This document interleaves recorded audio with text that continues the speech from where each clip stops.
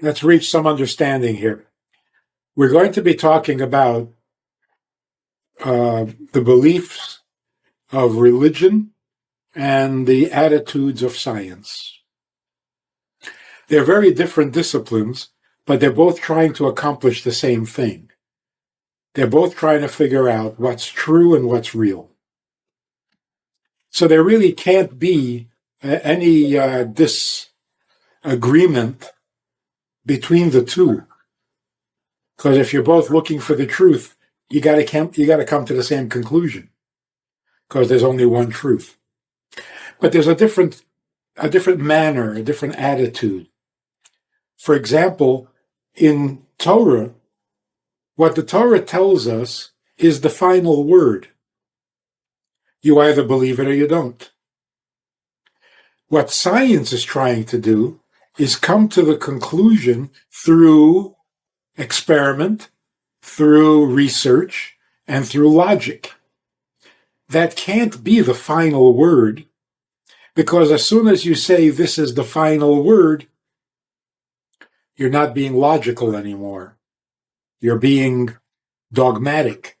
And that only applies to religion. We don't want to turn science into a religion.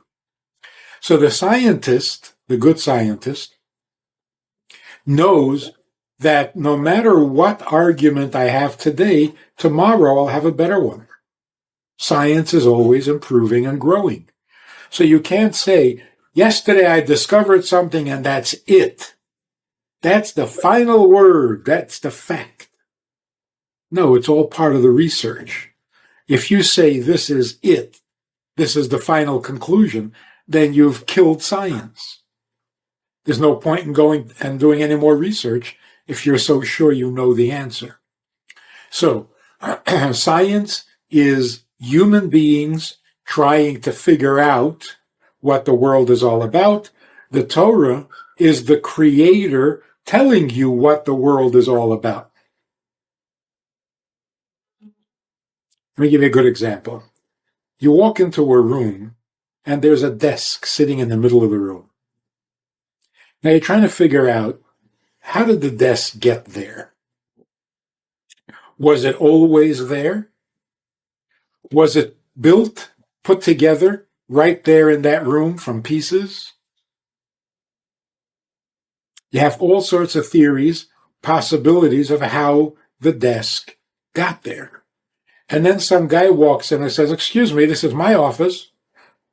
I bought the desk at Costco last week, Tuesday at 4:00 in the afternoon.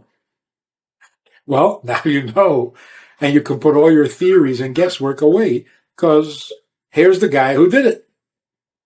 So the Torah is telling you what God did when he created the world. It's not a theory. It's not research. It's not using human logic. It's giving you the final answer. Now the question is, can science, which means human beings, can human beings ever figure out what the Torah already tells us? Can we logically come to the same conclusion? Or are we going to go off in different directions? So now, let's discuss the whole thing. What does science actually say about the origins of the universe? Well, the scientists gave up on the origins. They don't talk about the origins of the universe anymore because they just can't get there. So instead, we're talking about the age of the universe. We don't know how it started, but we think we know when it started. The theory is great. Maybe there was a Big Bang. Maybe there were some subatomic particles or some strange stuff that exploded into a world. Maybe. The theory still needs completing. There are still some holes in the theory. And at best, if there were no holes in the theory, it would be a perfect possibility. But nobody would say, this is for sure how it happened, because you can't. You can't know for sure. You can only say it could have happened this way. And even if it could have happened this way, maybe it didn't. Maybe God came and created it and didn't wait for it to happen. So there really is no conflict between a good theory and a fact. Well, see, the idea is the same, but the mystery remains. The mystery is, how do you go from nothing to something? And whether you're doing it scientifically or you're doing it religiously, it's the same question. Because we both agree, science and Torah agree, the world started at a certain point. It didn't always exist. So if it wasn't, how did it become? That's a mystery. And we gave up on figuring out how. We're just trying to understand when. So, on the question of how old the universe is, science is starting with a big assumption. If the world came into existence in an embryonic state, how long would it take for it to become the condition that it's in today? And they're probably right. It would take billions of years. But that's on the assumption that the world was once embryonic, that the world was born like a baby. Started off tiny, and then it matured, and then it grew. The Torah says God created the world complete, old, finished. There was never an embryonic world. Like, for example, when Adam and Eve were created, they were never fetuses. They were never babies. They were never in diapers. They were created 20 years old on the day that they were created. So they were created adults. Trees were created with fruit, not seeds. So if Adam and Eve chopped down a tree, how many rings would they find in that tree? Maybe hundreds. But the tree is only 3 days old. So the world was created mature. If it had been created embryonic and had to age over time, then yes, it would have taken billions of years. But it didn't happen that way. And it's very logical. God created the world because he wanted to see something happen. He didn't want to sit and wait billions of years for the world to get ready. So he created the world complete. He didn't create babies. He created adults who could do something useful. He created trees with fruit. He created an earth with diamonds, with gas, with oil, because he wanted a complete world and wouldn't wait for it to mature on its own. You know what the real issue is? The real issue is that the scientists don't want to deal with a certain question. And they're going to have to deal with this question.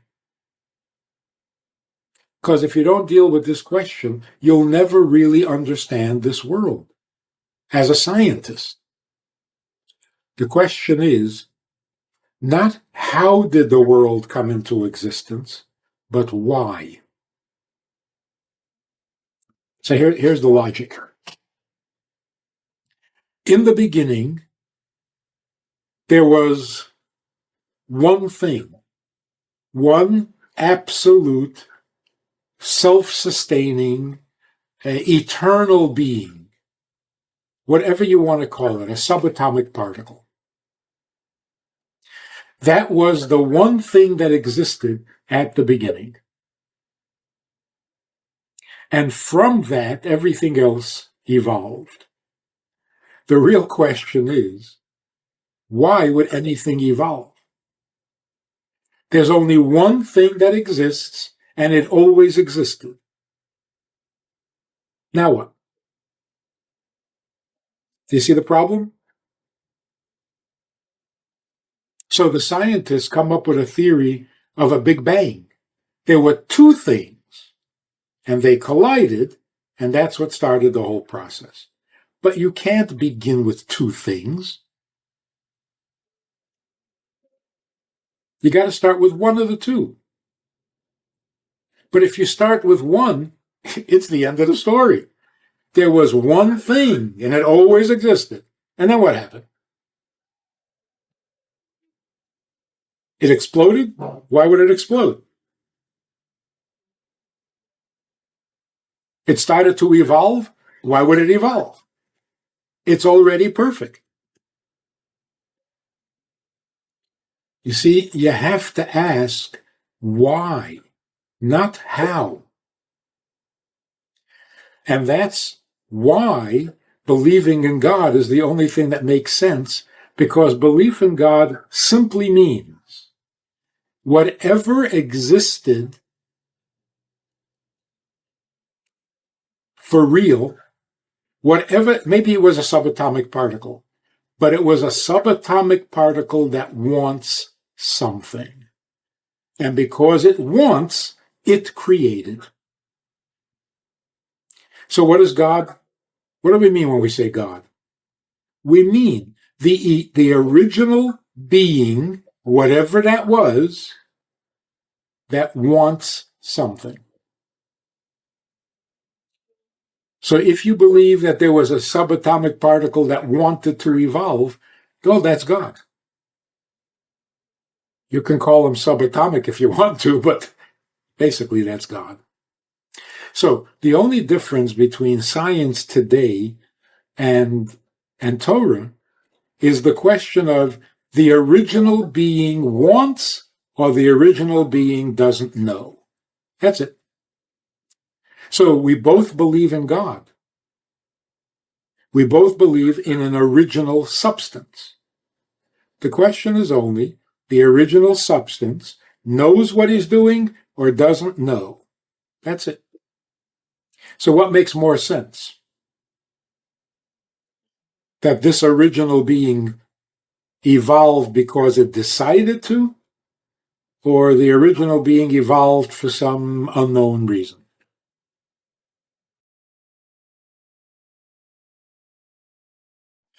See, that's a very good question. But that's a logical question. Because of that question, I believe in the Torah. Because the Torah is basically that being telling us what he decided and why he decided to create the world. So what is the Torah? The Torah is the Creator telling us what he wants.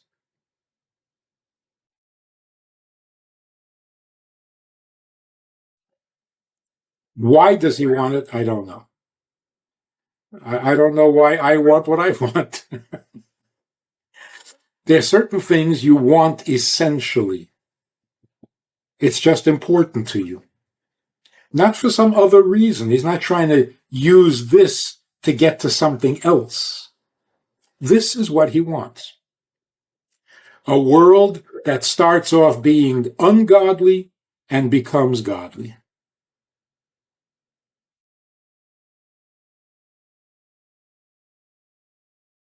Sure. And science has figured out a lot of good stuff. And it will continue to figure out stuff. But in the end, it's going to come to the conclusion that the world was created for a reason. But to find out what that reason is, you're going to have to look in the Torah. So that's where science and Torah come together. Science tells you what happened, the Torah tells you why it happened.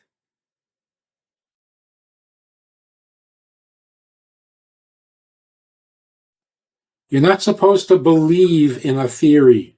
You're supposed to research a theory. You don't believe it. There was this kid in our city in St. Paul.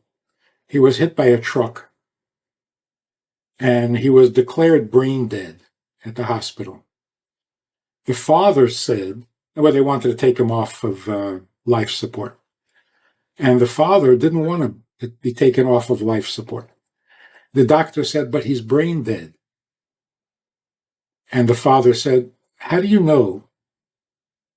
How do you know that his brain is not active anymore? And the doctor said, well, we have this machine that measures brain waves, and it's flat.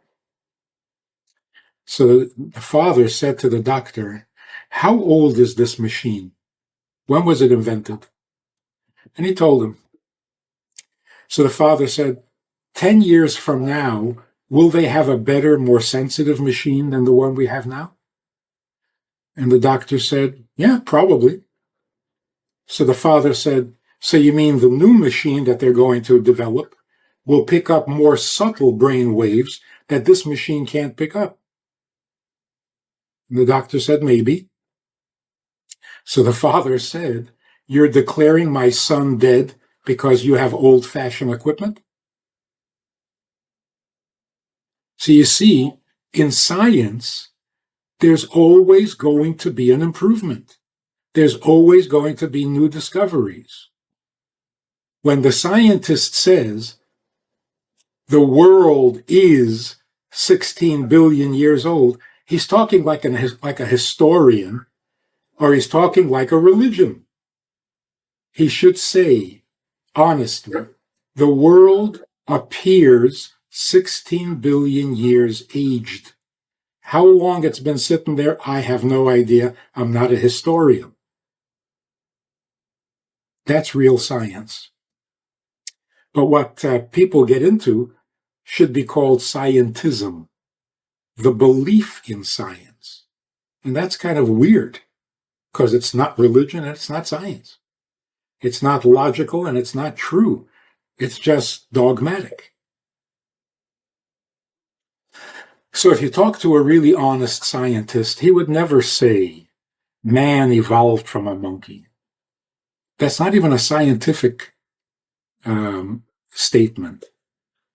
There is some evidence of an evolutionary process. It's not for sure. And if somebody comes up with a better theory, everybody would be happy with it. So if you're talking scientific, you have to be open-minded, not dogmatic. Otherwise, you're not really a scientist. If you enjoyed this conversation or this topic, and you're looking for more information, or you want to hear it again from another angle, there's a way to do that. And that is in this book. It's all there. Order it from Amazon. You can read it, reread it, and share it.